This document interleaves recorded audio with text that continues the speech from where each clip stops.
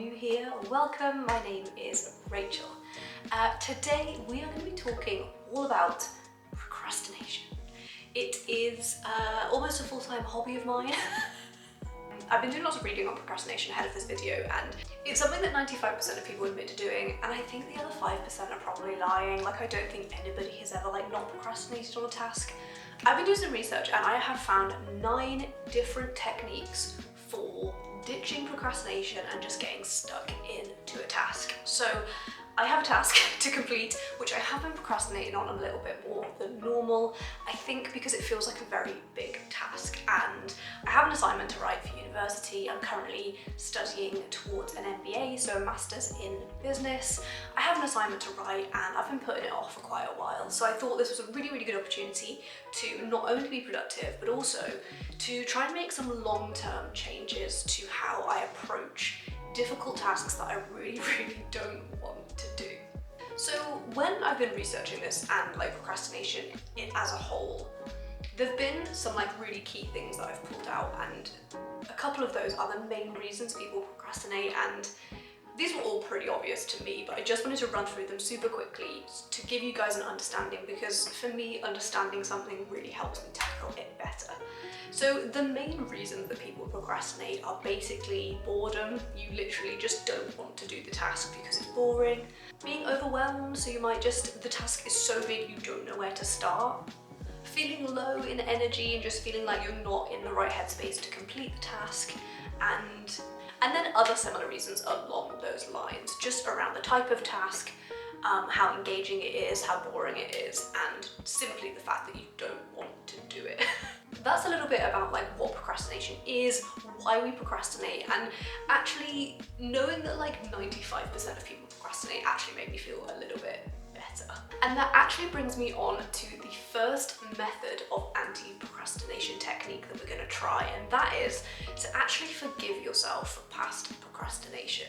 There's really strong research behind the fact that forgiving yourself for past procrastination can actually just more compassionate to yourself as a whole, and actually you're more likely to move forward and start the task. Which really does make sense. If you're carrying around all this weight of just feeling bad about yourself, the minute you unburden yourself with that, the more likely you are to take action, move forward as a new proactive individual. So step 1 is to forgive yourself for past procrastination. Okay, so step 2 is a really fun one. It's a good one, and I'm actually really excited to see how this works for me moving forward. So step 2 is to pick a procrastination power song.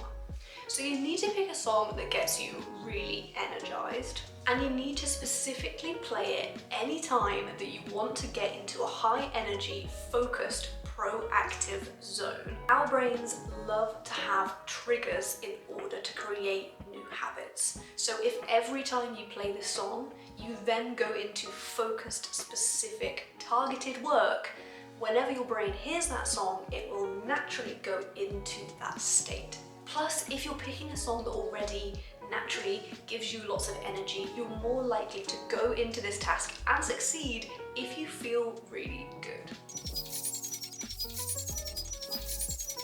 So I mentioned earlier that I've been looking into different reasons that people procrastinate, and whilst I kind of feel like a lot of them are very obvious, step 3 is to really just get under the hood and understand why you've been avoiding this specific task, because I think if you can identify the problem, it will really help you find a solution. So thinking about am I afraid of part of this task? Do I feel really overwhelmed?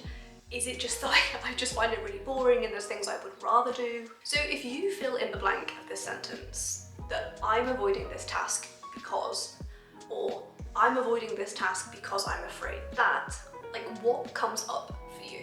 So for me, with this assignment, I've basically just been avoiding it because I don't want to do it.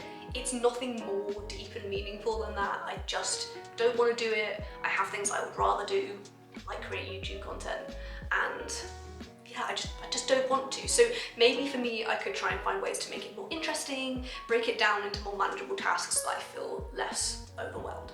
Okay, so next up, I'm gonna talk about accountability. So accountability for me is a really, really great way to commit and stick to a task. So I actually run Study With Me YouTube live streams because I literally cannot procrastinate when I'm studying live on the internet. Like if I'm sat here playing Tetris, you guys are gonna call me out on it. So being accountable is an absolutely amazing way to just really make yourself focus. Again, if you love a challenge or if you want to make this a bit more fun, you could make a bet. You could have an accountability buddy, drop your friend a text in the morning and say, I'm going to write 2,000 words of an assignment by the end of today, and if I don't do it, I owe you £10, or I owe you a coffee, or I'll take you out for dinner. So find whatever works for you. If just texting your friend saying, I'm studying all day today, I'm going to text you on the hour every hour and let you know what I'm getting on with, that could work. But if actually you need to make it more engaging, you need the threat of buying someone else dinner to make it work for you, just find a way to make it work for you. But specifically for me, being accountable and finding ways to hold yourself accountable is a great way to just smash procrastination. Okay, so I'm now going to run through some really specific, practical ways that we can make sure we are not procrastinating on a task. And that is having a specific task. So for me, write an assignment just absolutely terrifies me, makes me feel really, really overwhelmed, and I just would rather not do it because I don't know where to start. And very often, focus is the way to beat procrastination, and if a task is too big, we just cannot focus on one thing. So start by just choosing one thing that you're gonna do. So for me, that could be map out the structure and the body of the assignment. A, so that gives me one task to focus on, but B, it's going to break down my next tasks into a step. So if I've already got a contents page, I know what sections I need to look at, it's going to be way easier for me to move on from this onto the next task. So setting yourself with a specific task is key to beating procrastination. So set a specific task. Okay, so next up on the practical section, we've got start. Start now, start today. Even if you haven't got very long, even if you literally only have 5 minutes, half an hour, and you know this task is a bigger task, just starting almost gets your brain into go mode with this task. Like starting is the most difficult bit, so just start. And my next tip is actually a tip on how to start and how to just make yourself do it. Okay, so this is literally one of the best techniques I found whilst researching anti-procrastination, and it's called the 5-minute miracle. And what the 5-minute miracle does is really just pushes you and prompts you to say, in the next 5 minutes, what can I do, even if it's just a tiny thing, to move this task one step forward. So even if you literally only have 5 minutes, you can do one thing every day to just move the task forward 1%. Once you've done that and you've identified what you could do in the next 5 minutes to just move it forward a little bit, set a timer for 5 minutes and just do it.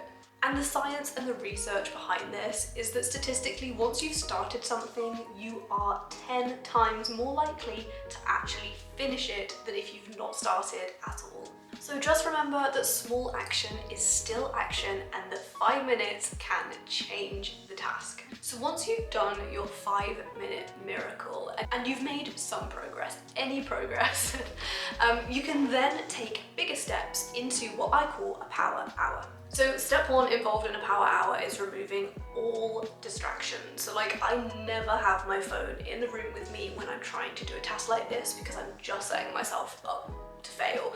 And then try and work in concentrated chunks of time. So a power hour isn't just working solidly for 60 minutes, it's setting yourself different chunks of time. So 15 minutes. So for every 15 minutes, I can then go out of the room and go on my phone for 5 minutes. Whatever works for you, but split the hour into concentrated chunks of time where you're telling your brain to focus and try and move the task forward.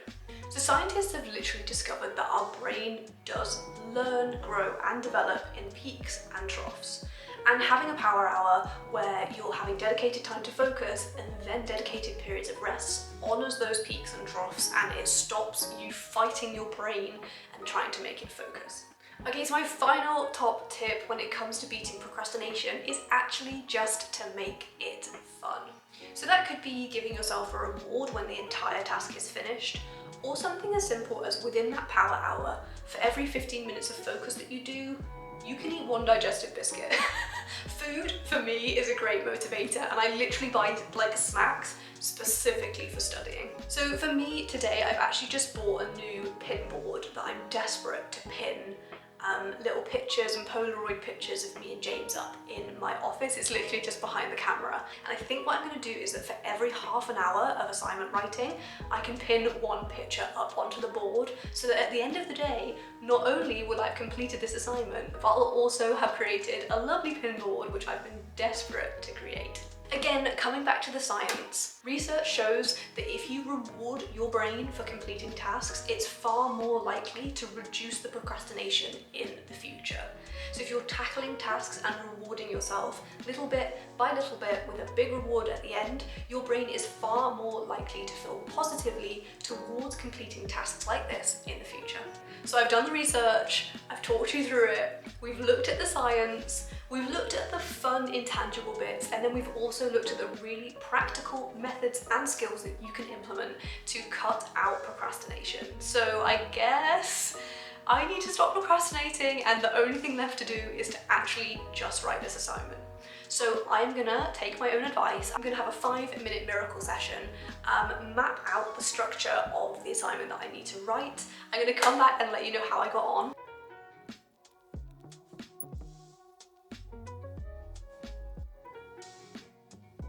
Okay, so that is my 5-minute miracle done, and I feel better already. I feel like my head's in it.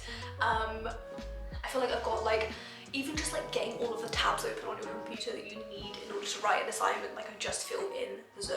So I'm gonna reward myself and let me put one picture on the board, and then I'm going to go straight into a power hour. So I'm going to do 15-minute sessions with a 5-minute break, just to pop a picture up and then have a little break, get a tea or water, and then come back to get on. But I'll keep you updated with how I get on as I go along.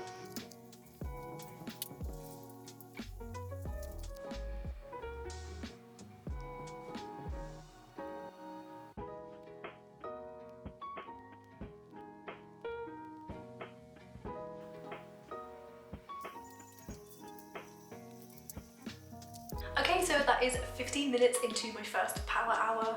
I've already written 600 words and this assignment is 4,000, so I feel really good. I feel like I'm probably only a couple of hours away from literally having a draft report written, which is mind-blowing because I've been procrastinating for so long.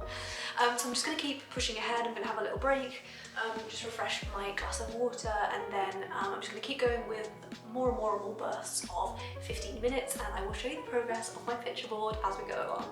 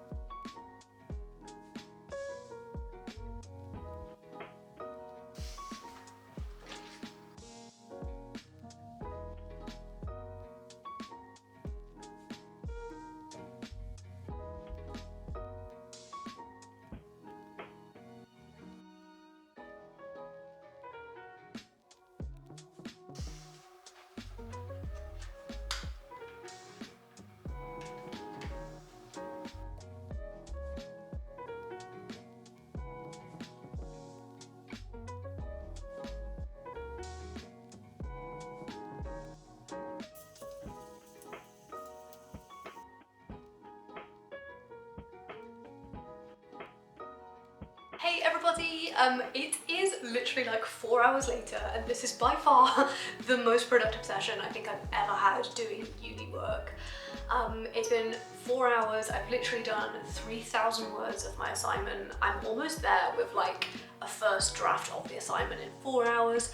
Not only have I done that, I am working in a really lovely, fresh, open space that I feel happy in. I've got candles on and fairy lights on, and this sort of environment, it doesn't feel like work, it just feels like I am focusing. As well as that, using the power hours to help me and motivate me to move forward and keep working, I've actually been able to organise the lovely pin board at the same time and reward myself doing that.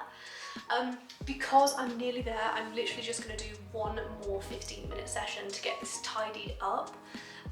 And then I'm going to reward myself by watching an episode of Married at First Sight, so I am really excited about that too. I really hope this video has helped you. I have been doing so much research about procrastination because it is something that I struggle with, and I really just wanted to condense all of the top tips, information, guidance and science behind why we procrastinate all in one place so that you've got it as a resource to use too. Thank you so much for spending some time with me today. If we're not yet connected, please do hit the subscribe button so you can get notifications every time I upload a juicy video like this one. Yeah, I'd love to welcome you into the family where I talk all about business, productivity and life. Thank you so much for spending some time with me today, and I hope to see you again very soon.